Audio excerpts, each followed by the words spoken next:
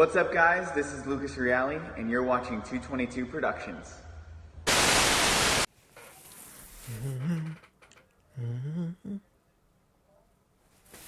Hey everybody, my name's William from 222 Productions, and I am here to talk to you about American Ninja Warrior Season 12, Qualifier 4.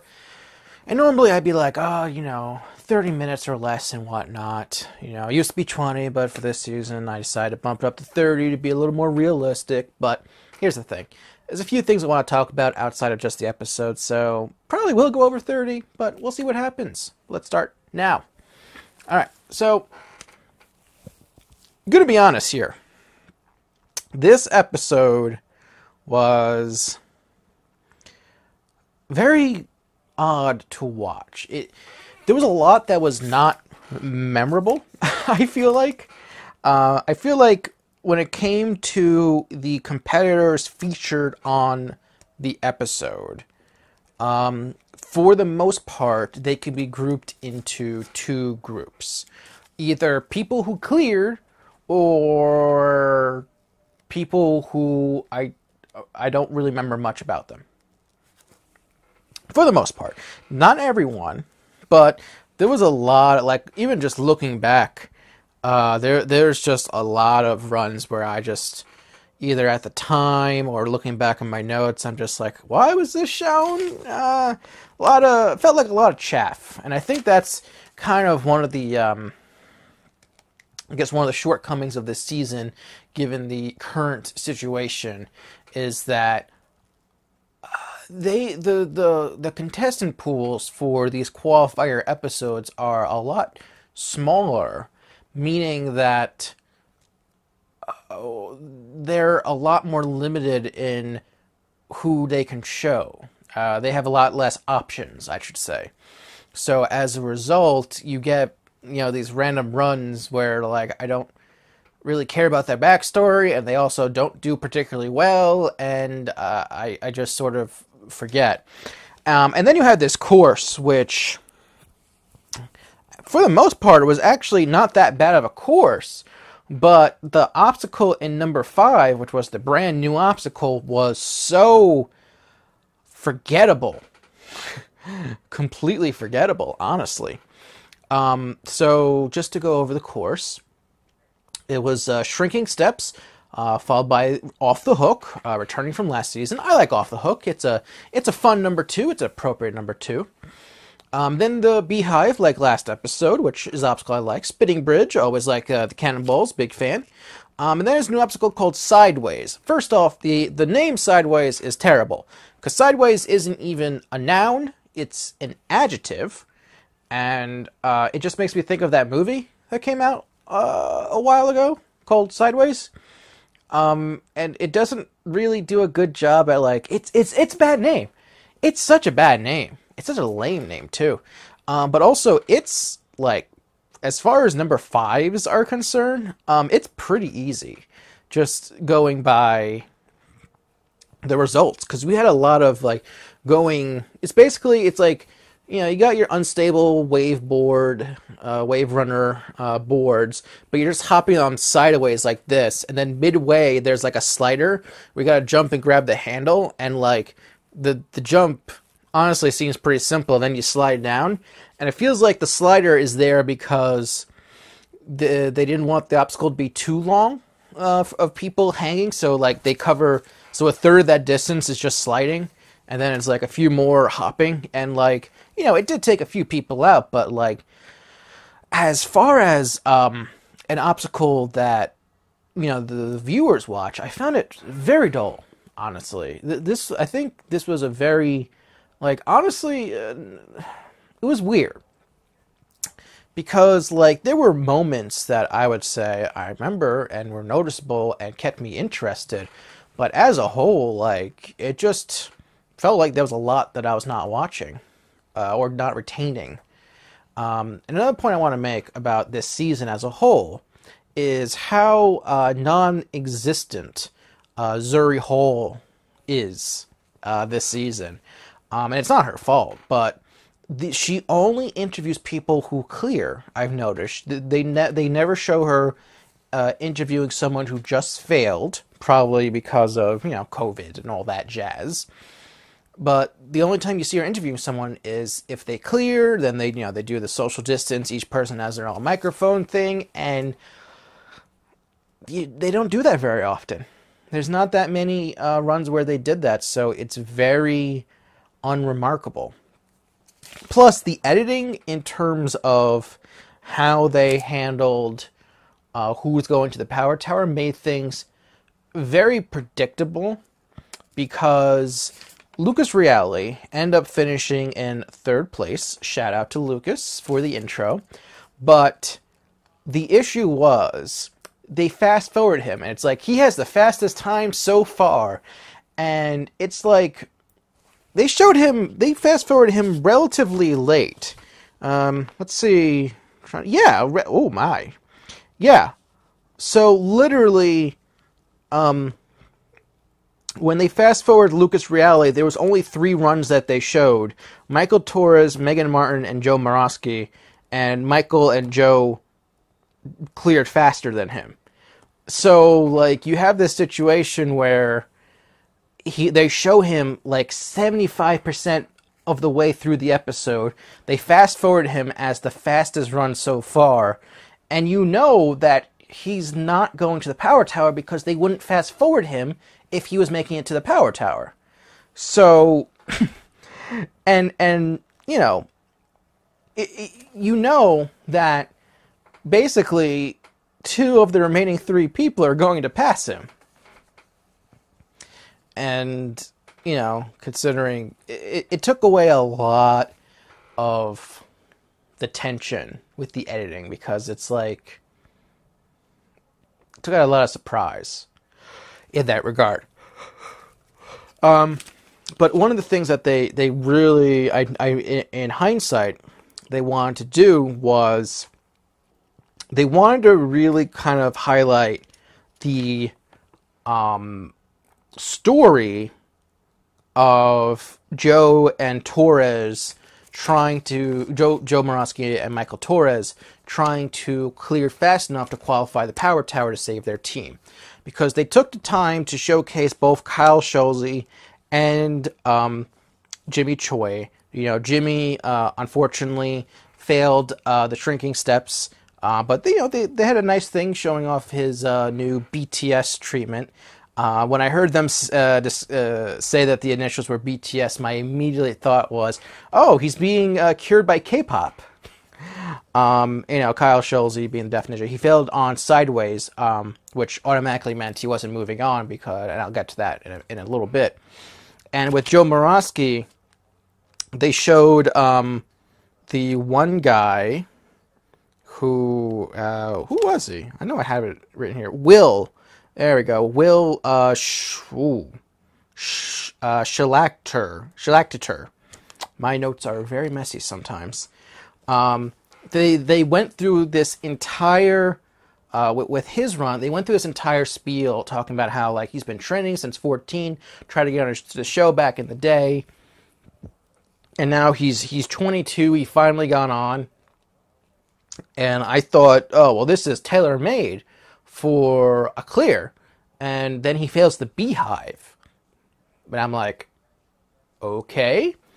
And then they actually, when he fell, he actually got pretty angry about it, almost sort of like this isn't how it was supposed to happen, which I found interesting, because I think we need more people getting angry at failure, because it just means that they care. I like when people show emotion like that. I found what I always wanted to see, and I don't know if they would ever show it if it ever happened, but I've always wanted to see someone just kind of blow up in an interview. I asked if this ever happened. No one ever told me it did. But I want someone, if it's Zuri or whoever, if she ever gets replaced, Ask a Ninja is like, oh man, so sorry that you failed. What happened? What happened? What do you think happened? I fell in the water, you idiot, or something like that. I don't think it would happen with Zuri because Zuri asks like much better questions than Christine did. That's a Christine Leahy or a Jen Brown scenario, but not Zuri. But I want to see that. I want to see some more angry emotion. You know, we need more anger on this show. People just angry that they lost, and I appreciate that. But getting back to what I was saying, one of the before Michael Torres ran, they showed, you know, like I said, his two teammates, Kyle and Jimmy, and he told Jimmy, "Oh, don't worry, I'm going to save you. You know you can do better." And they showed Joe, and they had this whole thing of like, is he going to go for the mega wall? Is he going to go for the fastest time?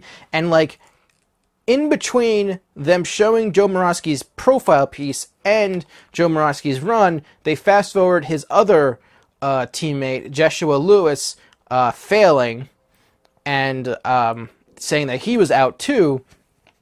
So they're really trying to craft this whole saving your teammate narrative. And then, of course, he went on to clear the mega wall and get the, I believe, second fastest time, allowing him to go on to the power tower as well. But because of that editing and that storytelling that they were telling, because they didn't show Lucas in any form other than a fast forward, you knew that both Torres and Morosky were going to be successful. And I think that was a mistake in their editing.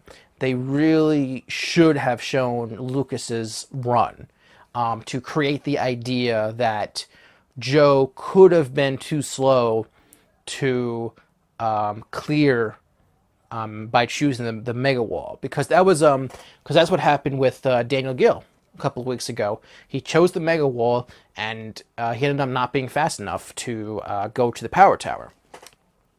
So that's a story thread I think they could have told better, but didn't. The other main thing that's worth I really want to talk about is how we just had too many clears this episode.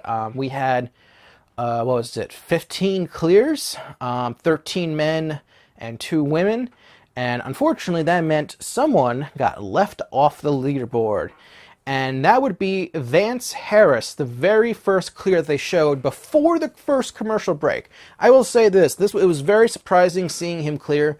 In his profile, he was like, "Oh, I kayaking," and then like in his profile interview, he was like, "I haven't done a lot of ninja training." And it's funny because like I'm writing some notes, and I hear that, and I'm just like, "Say what?"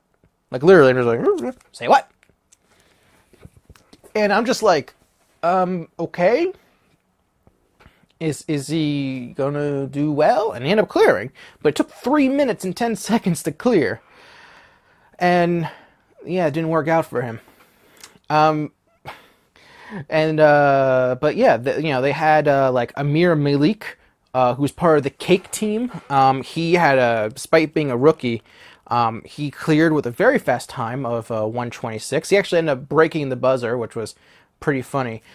Shout out to the Cake crew of Amir Malik, David Wright, and Alex Carson, I believe.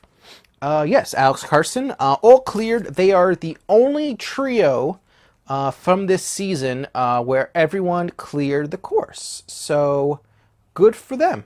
Congratulations. They did well. Excuse me.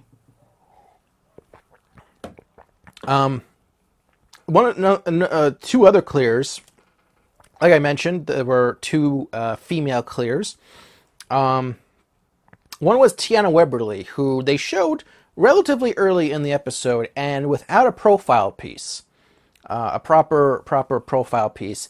And I at first, for a very brief moment, I was thinking, well, maybe she didn't clear if they're not giving her a lot of fanfare. But then it came around, and I'm like, well, no. Tiana, like Joe, Tiana and Joe Morosky are the current National Ninja League World Champions. Tiana is really good, probably the best that she's been at. I think she's going to clear. I think before it started, I thought about the situation. I thought about how good Tiana is, and I'm like, she's gonna clear, and she finally did. She finally got herself a buzzer in American Ninja Warrior, and I am so happy for her that she finally did that. Congratulations to you. She gave me a little bit of scare though on that spinning bridge, that faceplant landing. But you know what? Still clear. Doesn't matter how you clear, as long as you clear. We had another female clear in the form of Maddie Howard. Again, close faceplant on spinning bridge, but she ended up clearing. Was she faster than Tiana? Yes, according to my notes, she was. So it was good. And I wondered if Megan Martin can make it a full 3 women, all 3 women clearing. But she didn't clear. She failed sideways, the second to last beam, according to my notes. And she was able to scrape by into the top 3. Again, with the editing was a bit weird because she fails. They go to commercial saying, "Oh, will she be able to stay in the top 3?" And then they do a fast forward of Sophia Oster, the last woman to take on the course, at least according to the episode. And they were like, "Oh, she made it to a sideways button, not fast enough. She failed the obstacle, so Megan Martin's moving on." And it's just this weird editing of like, "Oh, is Megan Martin moving on? Oh, wait, okay, yeah, she is. Yeah. No tension in that, And that brings me up to another point, is that I think one thing that's really missing in this season so far, and I think this is a side effect of having the Power Tower, is that it eliminates it takes out the showing who's on the bubble for the course. For the standings, I should say. So what I used to like to see in previous seasons was they show the last runner, and then they show who's in, like in this case it would be who's in 12th place currently with 1 runner to go. They're sitting on the bubble. Will they move on? We haven't really gotten that type of drama so far. I hope we see, because there's no Power Tower in the semifinals, I'm hoping we get to see that. I hope we get to see that drama of, will this person move on? Like, for realsy. Like, actual real drama in that. Hopefully we get it. Don't know if we will, but we'll have to wait and see. Is there anything else really worth talking about? I feel like I've covered so much, yet so little. This is, I thought, yeah. Wow. I got through most of my points, actually. One other thing, Gary Brown, World Series winner for the San Francisco Giants. That was cool to see. He almost overshot off the hook. That was pretty funny, but he ended up failing sideways, unfortunately. And Carson Williams, I was so sad. He does not move on. He failed sideways. It took 30 seconds for him to reach the obstacle, but unfortunately, when transferring to the second set of boards, he whiffed it. I believe it was a whiff or a misgrab, but he ended up failing. So that just takes us to the Power Tower. Like I said, came down to Joe Morosky and Michael Torres. I was watching with my dad. My dad was rooting for Torres just because he wanted his teammates to get a second chance. And I'm not gonna lie, I was rooting for Torres for the same reason. It was a very similar race in concept to last week. Joe took an early lead on the fireman's pole, but Torres really closed the gap on the poles, the pole climb, because similar to the Ethan Swanson Jake Murray match, Joe got a little hung up grabbing only a singular pole, whereas Torres was able to kind of just jump and grab both poles and climb up. And then in a finish very similar to last week's Sean Bryan versus RJ Roman race, Torres was behind on the dropping shelf grab, and so when he grabbed the final shelf, he tried doing the same instant jump move that RJ did, But unfortunately, unlike RJ, Torres could not make the jump, and he ended up falling off the tower into the air pit on the bottom. And Joe ended up saving his teammates by being the winner of the race. Oh my God. Talking too much. Talking too fast. Ugh, I apologize, everyone. So, anything else before I get to the results? I guess the only thing I want to say is that the ratings for this season have not been great. Unfortunately, this season is posting some of the lowest rated episodes ever in series history, and I hope that NBC just looks at this as a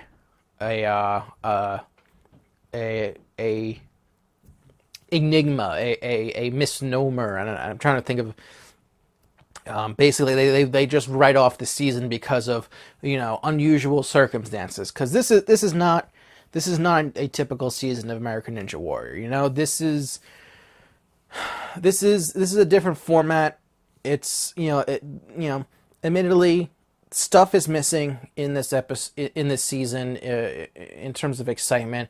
Partially, it's just because smaller contestant pool, limited obstacles in terms of what actually appears on the course. It's different.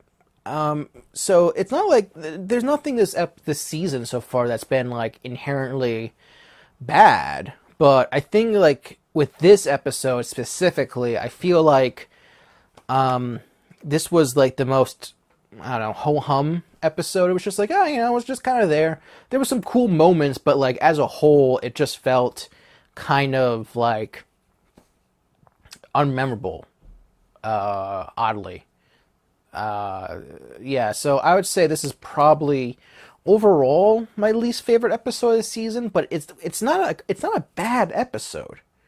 I kind of felt the same about season 2. Episode 2, where like I felt like episodes 1 and 3 were pretty strong overall, despite the wonkiness of season 1 of episode 1's editing. But episodes 2 and 4, I feel like, were a bit lackluster in a way. But who knows? Maybe, hopefully the semifinals will kick things up a notch, make things a little bit more exciting. We have a better contestant pool, so hopefully they do well. I hope we don't get like a Baltimore or Seattle Tacoma situation. Hopefully we get a lot of clears. Not even just a lot of clears. We get some clears. We get and hopefully just the editing will make things a little more exciting. But we got quite a few people moving on between the 4 episodes. But from this episode specifically, let's just go over some of the results. So, in the end, we had 15 people complete the course, which unfortunately meant one person got left out in the cold. But in total, we had 2 people fail the shrinking steps, 7 fail off the hook, 5 failed beehive, 3 failed the spinning bridge, 7 failed sideways.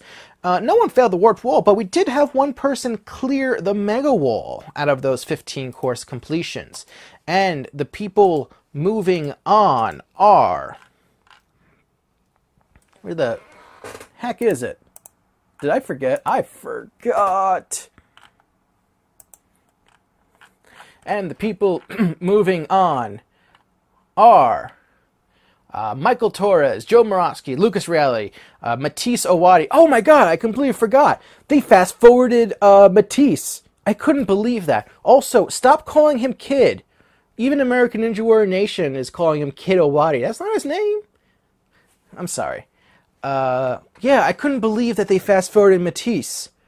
That was so shocking. I'm guessing, this is a guess, maybe he might have had someone in his support group that they didn't want to show. That's a guess. I cannot confirm this, but that is a guess. That's the only reason I can see them fast-forwarding him, because they love Matisse. But also, like getting back to the leaderboard, we had Amir Malik, David Wright, Lance Pekas, Kevin Bull, Alex Nye, Brian Kretsch, Alex Carson, Vidal Benson, who all cleared. And for the top 3 women, it's Maddie Howard and Tiana Weberly, who both cleared, and Megan Martin, who failed sideways. And the 2 people who were saved by Joe Morosky were Joshua Lewis and Will Shalageter.